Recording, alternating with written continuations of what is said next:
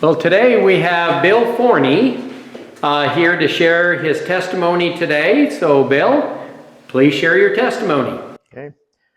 This is a short version of my testimony. It's really an introduction to how I became a Christian. I'm 83 years old, so I obviously have a very long testimony, and I would probably have to give it in 3 or 4 parts. So this will be how I became a Christian. God had to be in it from the very beginning, because I was 17 years old. I was a senior in high school, and I was a member of our a cappella choir at high school. We had 106 students in the a cappella choir. So that made us portable, because we didn't have to take any instruments and just needed a couple of buses. And also involved in there was the teacher, who was a Christian. And an evangelist came to Los Angeles, and he needed a choir for his evangelistic ministry. So he contacted the teacher and asked if she could bring the choir down. So we boarded a couple of buses and went down for his ministry. And think about it in today's terms, she would probably be fired for taking a public school buses with a bunch of students down to an evangelistic ministry. But God obviously was involved, and we went down there. And at the end of his message, he had an altar call, and I answered the altar call. So I became a born-again Christian when I was 17. And so since that time, my life has been a life of joy and sadness. The joy part is when you become a born-again Christian, you're saved by faith. And it's by God's grace that you're saved by faith. And what does grace really mean? Grace really means that it's God's riches at Christ's expense. So that brought Christ into my life, and the grace involves love and joy and peace and happiness. And love is one of the most important, most significant parts of becoming a Christian. But joy, the word in there, what does joy mean? Joy really means that it's Jesus over you. And so that's where the joy in my life comes from. As long as my life had deeply involved Jesus in my life, I had joy. But then, of course, Satan comes along, and that's where the sadness comes. And what does the sad term mean? That's Satan always is deceptive. He tells you, hey, you really should do this because it's a lot of fun. There's a lot of happiness, a lot of excitement, and I've had a lot of that in my life. I've been to 24 countries in Europe, 2 ex-Soviet Union countries, been a retired nuclear submarine sailor, so I've had a lot of opportunity to go and do just different things.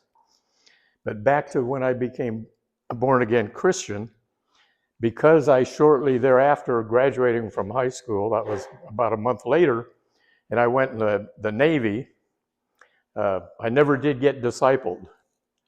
And so I never really became aware of how important it is to read the Bible daily, that you need to pray daily, you need to interface with other believers.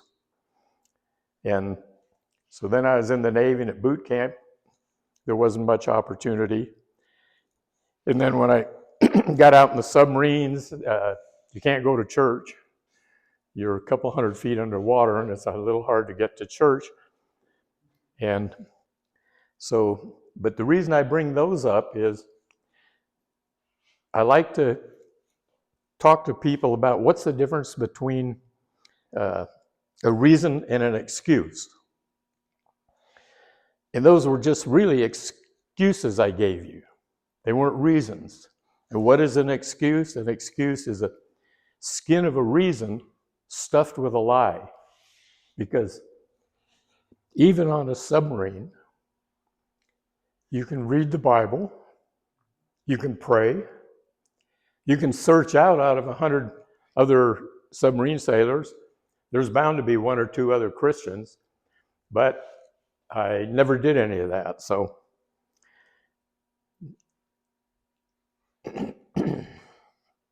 and I'm reminded in the scripture when Jesus was on the Mount of Olives and he'd gone there to pray and he left the disciples behind.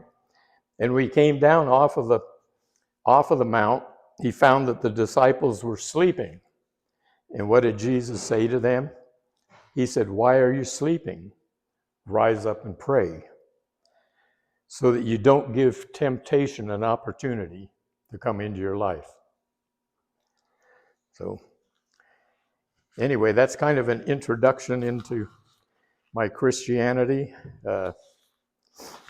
I've been a biker for 60 some years, so I was involved with a lot of different people, some Christian, some not so Christian. But I have, in my life, I have 3 songs that I try to play daily. And one is called Gone, Because You're Gone. And that's in honor of my wife. And then I play another song called Don't Let the Old Man In. And that's because I'm an old man. And if you let the old man in, you may not be around a whole lot longer. And then the last one, I like to play a song called He's the Only Reason. So I'll try and sing it, hopefully with the help of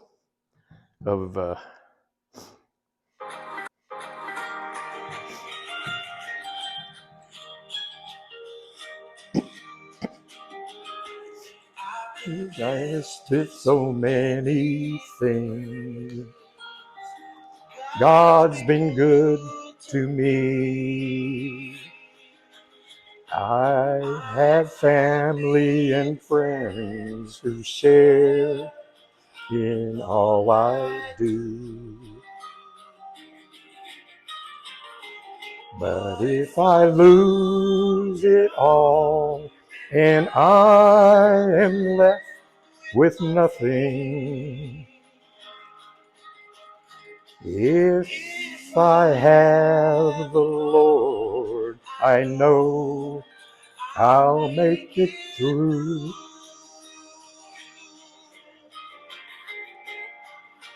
He's the only reason I live. But oh, what a reason.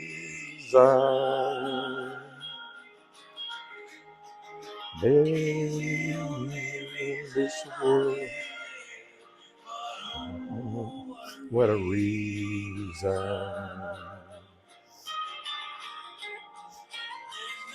In this world worth living for, it only leaves you empty and longing for more. So he's the only reason I live. But oh, what a reason.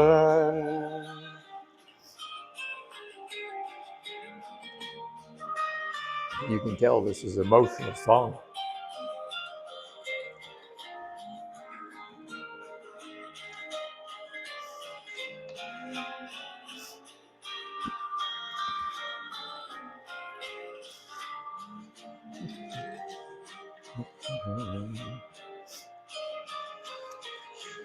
Have tried a lot of things to find real happiness. But if you look very long, then you know it can't be found. Till you find the Lord, power of His Spirit, He'll be a reason to live, and He'll never let you down.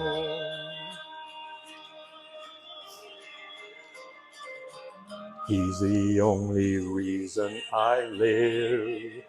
but oh, what a reason. He's the only reason I live, but oh, what a reason.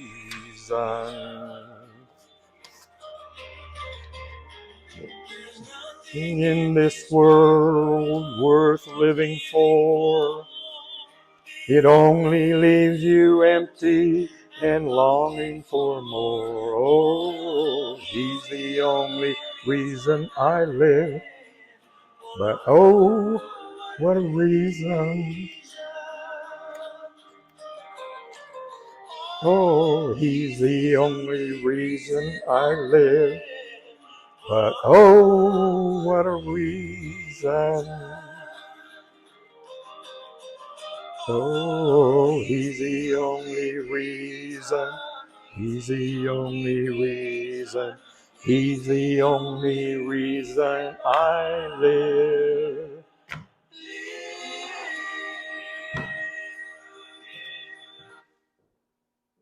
That's it. Thank you, Bill.